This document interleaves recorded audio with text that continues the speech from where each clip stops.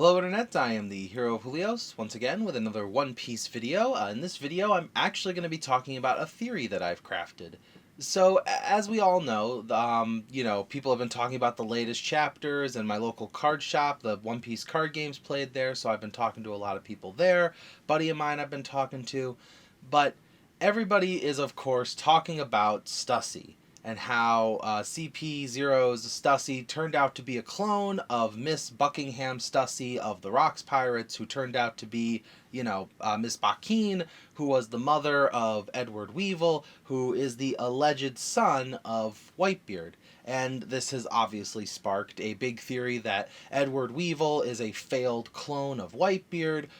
I don't actually know how I feel about that. I'm gonna put my hat in the ring that Weevil might actually be the biological son of Whitebeard, just, didn't inherit his dad's intelligence. So, Stussy Buckingham, she was known as a freeloader of Mads and the self-proclaimed scientist of the Rocks Pirates. Because of that, I don't think she's actually all that smart. We're starting to see a softer side of her in that she actually does care about Weevil, so I think there might actually be some credit here to the fact that he might actually be the biological son of Whitebeard. Now, if it turns out he is a clone, totally fine with that too, because, well, it seems like all the pieces have lined up there. But neither of those characters are who I want to talk about. What I want to talk about is the clone of Rock's pirate crew member, Big Mom. How everybody seems to have confirmed in their hearts that Jewelry Bonnie is the clone of Big Mom. Now, I know the evidence is, pink hair, a love of lipstick, a massive appetite, and the fact that she is kind of deeply connected to Vegapunk. She has been to the lab before, she's met Vegapunk before, she even knew what he looked like before he lopped off the top of his head. So Bonnie has already been connected to the science of Egghead Island before, which could go towards the theory that she is a cloned member of the Rocks Pirates. I have written down here things that we have confirmed about Bonnie's connection to the stuff going on at Egghead Island. We know she isn't allowed to know Kuma's true intentions based on Kuma's desires, him telling Vegapunk that I don't want Bonnie to know something. Kuma has a very specific reason to be a part of Dragon's cause, because why would you give up being the king of the Sorbet Kingdom in order to join a revolutionary army? There must be something Kuma, there must be a reason why Kuma joined Dragon's crew. We know that Kuma can push intangible concepts into physical form using the Pawpaw Fruit. We initially saw this when he turned Luffy's pain into a giant bubble for Zoro, but now we see that he can also do things like memories. As that giant bubble, despite Vegapunk's warnings, Bonnie seems to know deep down that that is Kuma's memories, especially as she's about to touch it.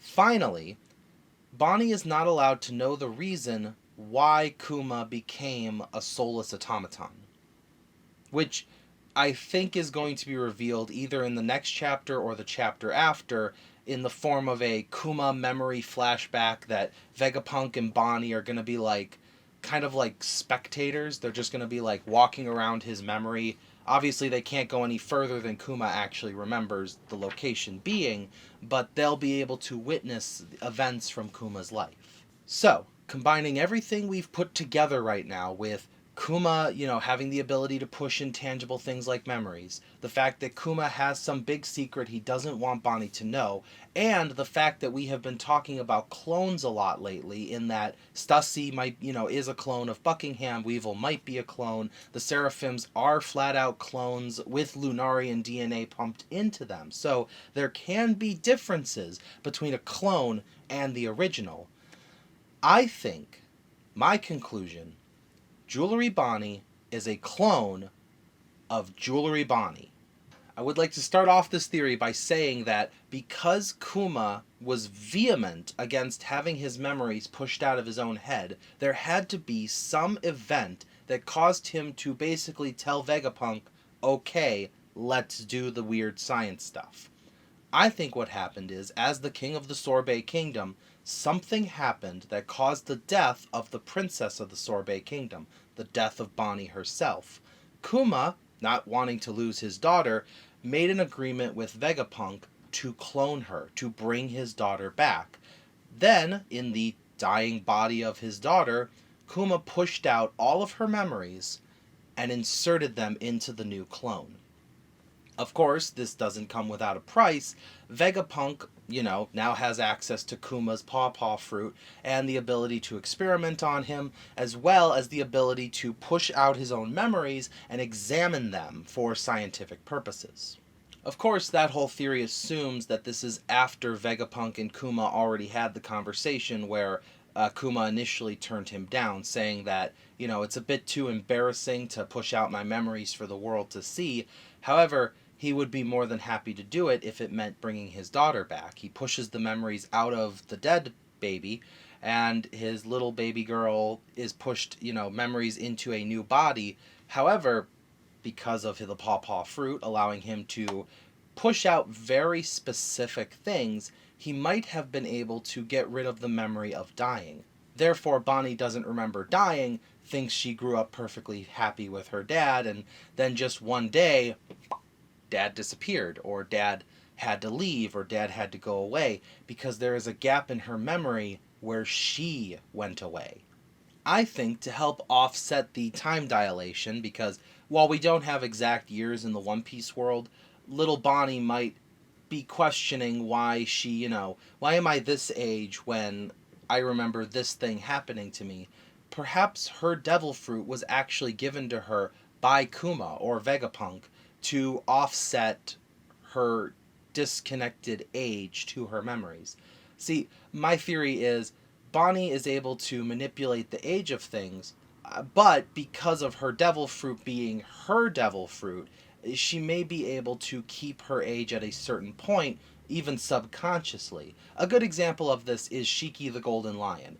His power to make things levitate only works on inanimate objects, but he can make himself float, because a Paramecia's devil fruit kind of works differently for themselves.